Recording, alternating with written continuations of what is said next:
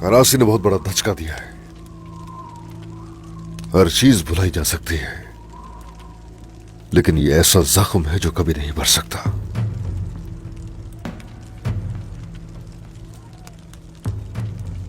सिपाहियों की हालत कैसी है?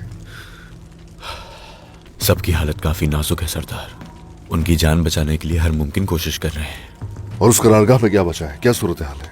किस हाल में है वो? सबसे ज्यादा नुकसान तरबियतगाह के दाखिली दरवाजे पर हुआ है।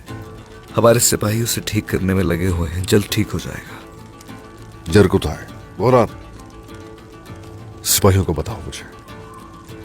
हमारे सिपाही जो गद्दारों के हाथों शहीद हो गए, इसी वजह से सारे सिपाही बहुत उदास है जनाब।